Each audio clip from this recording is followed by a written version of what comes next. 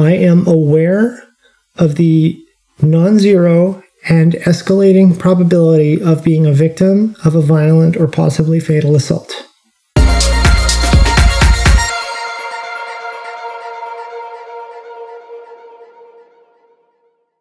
Hello fellers and dwellers, welcome to Dwell On It. This is a series where I, Taylor, answer your questions about my lived experience as a trans woman. If you want questions of your own included in a future episode, please send them to me by comments or DMs.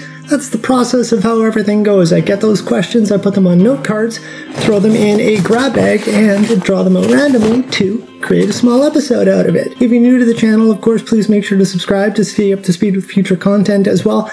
And before every episode, I always like to start with a visual description. And for today, I'm a little warm already wearing a gray sweater, so let's get that out of the way quickly. Underneath, I've got a pink and blue, or this might be purple, either or, it's borderline pink and purple, but not magenta, horizontally striped t-shirt. I've got straightened blonde hair. I have my glasses again, which are a light tortoiseshell cat's eye frame, and behind them are my 3 dermal piercings underneath my right eye, going in a small, medium, large fashion, going outwards towards a cluster earring at the top of my right ear. I've got 2 stud piercings. I've got a nose piercing. I'm in my living room, which also is my office and my gym. I've got a recumbent bike, an elliptical, and a treadmill behind me. Beige walls as usual, midday again, with it's a pretty sunny day so far and the blinds are closed, so we can kind of imagine what's going on with that there too. Mirror on the wall behind me as well. And I think we can get into this episode, but I'd like to start with a really quick, I don't want to use the word disclaimer, notice, whatever, let's put it this way. Assuming that this gets uploaded as usual on Sundays, or as typical I should say, on Sundays, which would be October 2nd, the following day, October 3rd, is the date of my orchie, so I'm not entirely sure what recovery is going to be like. This is literally my very first surgery ever, major hospital thing ever. So during recovery, what I'm going to actually focus on is working on a series of videos that I've been trying to finish for a few months now. I mentioned it a long time ago about a project that I've been working on, so I'm going to dwell on it during recovery because I have no idea how long it's going to take to just kind of be more ready to get back to it. I would hope that it's within a couple days, but otherwise this is totally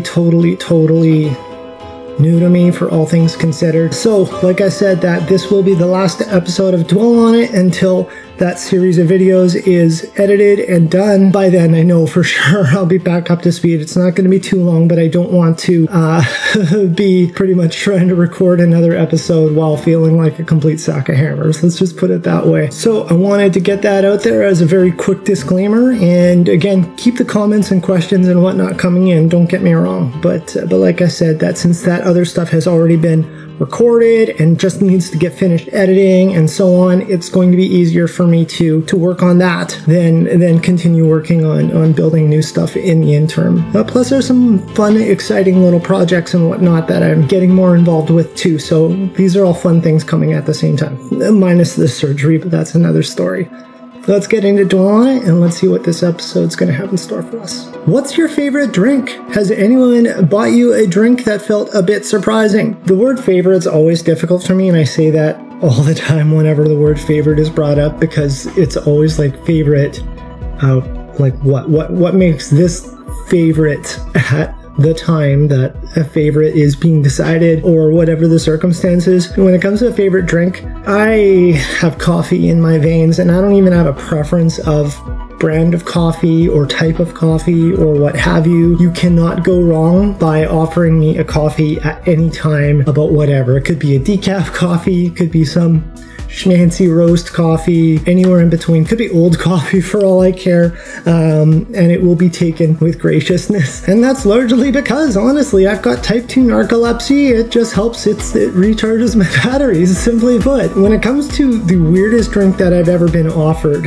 is that how it went? Has anyone bought me a drink that felt surprising? Okay, so not the weirdest drink. Mind you, I could even kind of call it the weirdest drink at the same time. I used to karaoke a lot more in a past life. And honestly, though, that's also just because, you know, COVID restrictions and everything weren't as prevalent and so on and so on. But that aside, in a past life, I was very much a karaoke fiend. Almost every weekend, I'd be somewhere at least once a week or whatever it'd be. There was one place that I was at, and I'm trying to remember, I think it was Cruise by Florida Georgia Line. That's right. I was trying to remember who it was. I had Rascal Flatts in my head. But so anyway, I think it was that.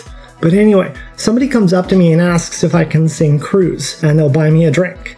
And, you know, in a past life, what I was familiar with, buy me a drink, right, would be like, I'll get you a beer or whatever. So I'm like, yeah, sure, whatever. You know, free beer, why not? So, you know, I go sing the song, have a good time. Everyone's having a good time, blah, blah, blah, blah, blah. And I can't remember if it was brandy or bourbon, but it was either of those. That's what I do remember. But it definitely wasn't a beer, and it certainly wasn't a coffee, and whatever. And of course, I'm like, oh, thanks. But you never kind of just get, you know, something like that as a completely random, hey, thanks for doing that for me, here's a drink for you sort of drink, at least where I come from. So that was one that really kind of surprised me, because it certainly was not what I was expecting to be on the menu that night. But of course, you know, it was obviously taken with graciousness, because, you know, person asks me to sing a song, I sing the song, and they, yeah, here's your reward or whatever. Yeah, so brandy or bourbon, I really honestly can't remember which one it was, but that was the only time that a drink like that has been offered in like, especially in that especially random sort of context. So that was kind of weird, kind of neat, whatever. Is there anything that happened during your transition that you'd consider lucky? Yes, kind of. I'm going to keep this one super short, because it is obviously still a very difficult topic for many to even find a positive about it. So to be concise, my medical transition started very much in the same time frame as when COVID started to really get its grips on things around here in Winnipeg, obviously by extension in Canada and US and North America and so on. I started hormone replacement therapy on February 1st of 2020. The stay at home, all of that stuff happened right in the middle of March of 2020. And I think we can just kind of like understand what that did in terms of transitioning versus socializing and all that other stuff. So I'm going to use the word lucky with a lot of mindfulness, but you know, I've said it tongue in cheek, and I do try to look at it in a lighthearted way, that I've essentially transitioned on my couch. You know, the potato mode that I think a lot of trans individuals have a very reasonable concern about and so on. I never really experienced that. And again, that's largely because I'm still transitioning while also being told, stay home, don't touch anything. I think that would be one of the luckiest things in terms of transitioning, just by being able to not have to deal with as much of that, like I said, that potato mode, which gets really difficult, especially when, you know, you're trying to, you know, stay, you know, integrated with, you know, society or the workplace or whatever, while finding comfort in how you are presenting your identity and so on and so on. I'm not saying COVID's a great thing. That's not my message. But what I'm saying is the timing of kind of just being allowed to transition without an excessive amount of public scrutiny or so on certainly was a value that when you look back on, you go, okay, well, that certainly was, you know, a small silver lining for the entire pandemic experience for sure. What would I need to know or do if I wanted to date a trans woman like you? Don't bother. It's probably a good start. If you mean that as a trans woman like me, like if you're saying, what do you need to do to date me, Taylor LaChrist, honestly, don't bother. You know, I love, I do, but I'm also not one for, you know, rando dates and so on. My interest when it comes to connecting with other people starts with knowing other people long before dating other people. I've mentioned in previous videos about being a demisexual individual, and that's really, you know, kind of punctuates that very, very clearly, where my sexual attraction is directly related to my emotional connection with an individual. And honestly, even if it's not a sexual attraction, but just my interest in another person is directly related to what they mean to me as a person. Before you even worry about dating someone like me, you have to get to know me better. You have to be part of my life. You have to be part of my trusted circle. You have to be in my little hula hoop of people who I can rely on. You have to be in my little hula hoop of people who I can trust, people who I can talk to in an emergency, people who I can talk to and just kind of like really open up and get me and those types of things, that stuff comes way before random coffee dates or anything like that. So if you need or want to do something to date a trans woman like me, it starts with looking at me as a person, as a human being. Look at me as being part of your life, and also doing your best to be part of my life too. And then, having a coffee after that, going for ice cream or whatever, that comes second, by a mile. No questions asked. Are you afraid of anti-trans violence? Was it last week's episode, I think? Or the week before that? Either or. I've spoken at length about anti-trans violence, so I'm just going to point to either of those episodes right here. I think it was last week's, but just to carry a little more into it, in just terms of something recent-ish. A lot of my episodes have comments about, anti-trans violence, so I'm just going to answer it like this. I am aware of the non-zero and escalating probability of being a victim of a violent or possibly fatal assault. And as a matter of fact, there's another episode too that I spoke even in more detail about this. I'm going to put it right here because a line just came to me in my head that I said otherwise. I still have to put my shoes on and go to the store. I can't be afraid of going to the store. It's a fact of life. It's not a fun fact of life, but it's a very real fact of life. I'm not afraid of anti-trans violence because honestly at this point it's like being afraid of oxygen. Oxygen exists and anti-trans violence exists. And either way, I still have to put my shoes on and go to the store, whether or not, if I'm afraid, so I don't let that fear control me. Has there been someone you can always rely on during your transition? There's an absolute word in there, always, and it's funny. Like, I'm sure for people who have followed me, for any extended period of time, and if you haven't subscribed yet, make sure to please do. I think it's down there, or down there, wherever it is on the screen. So anyway, aside from that, the word always, of course, it always resonates, it resonates with me. So if you want me to give an absolute word, the answer is no. People have, shown up and left in phases and in spikes and in valleys and so on like that, where if they've known me from a past life and they enjoy the novelty of it, but then when they realize that it's actually a lot of work to be an ally, then they peel out and bail out and disappear. And then speaking of allies, there's allies who themselves suffer burnout and then just completely flake out. And I'm like, okay, well, I'll just continue being the trans person, right? So cool. I can go on and those, sort of thing. So the word always is a very absolute word. And so I'll concisely answer that with no. Is there someone who, from day one all the way to the time of this recording, has there always been someone there? No. There have always been options of people during phases. I've never had a moment where I felt like there was nobody, for sure.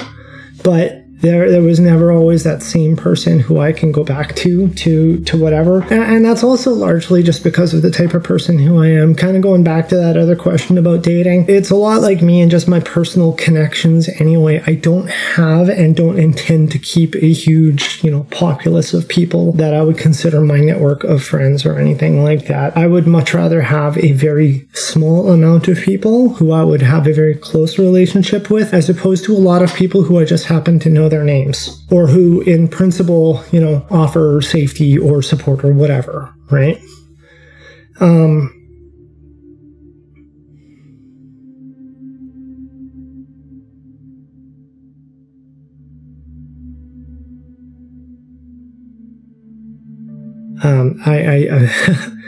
I'm stuck here and I'm thinking I should edit this out, but I think I just kind of want to capture that moment because, kind of like I said at the top, where, my surgery is tomorrow, and there used to be people who were, consistently close with me, and sometimes, they still just, life gets in the way for however life gets in the way, and so, I'm grateful that, I've got help from other people regarding, just some support going through this because it's weird to me, but a long time ago, I thought that I was going to have, more support from certain people. Let's just put it that way. But life does life things sometimes. And the closer I get to this surgery it's difficult, especially not having those people who meant a lot to me in my life.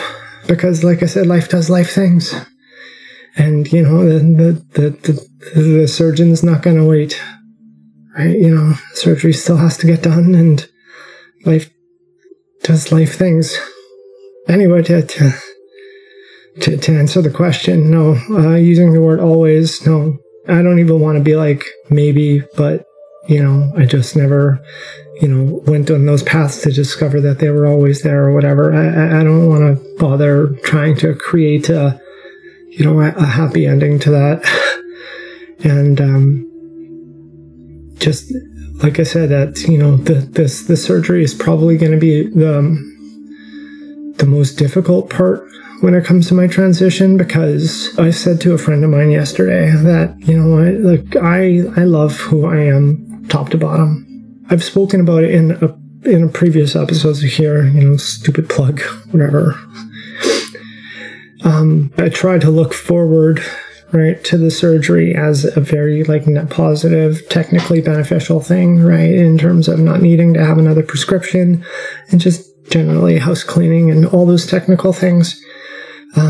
But having to acknowledge, kind of going back to the house cleaning, the house cleaning's, not entirely for me, because this world is a horrible place, and, heaven forbid that yoga pants just aren't as tidied up in the front as, what people would want to prefer to see.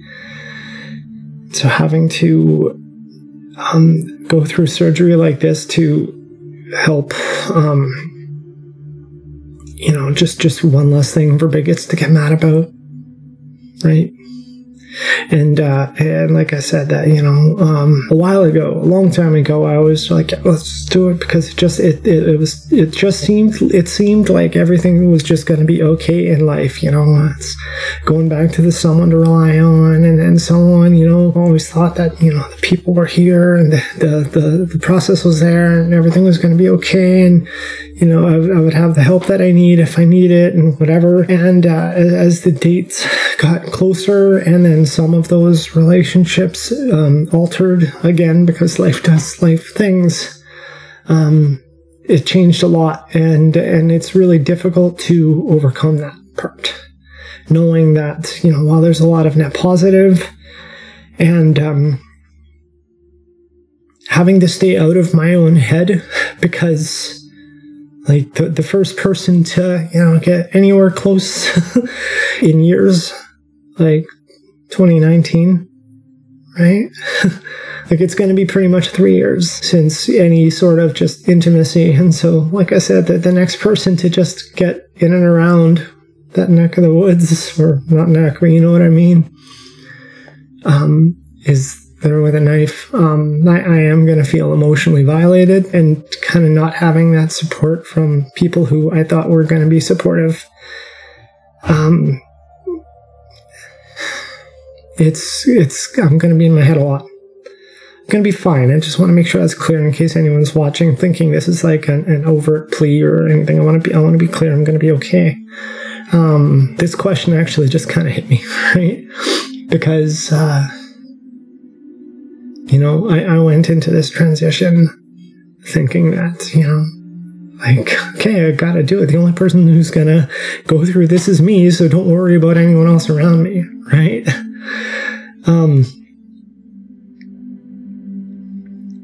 But I think a lot of people, and especially a lot of cis people, don't really realize how important they are to a trans person. How when a trans person says they need you, it's whether it's in terms of advocacy or just other support or even friendship, there's a reason why they reach out to you.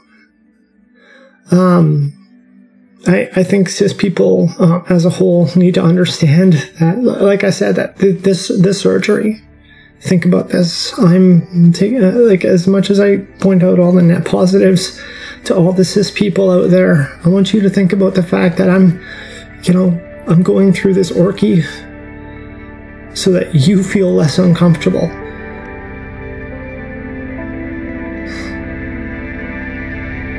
Think about that.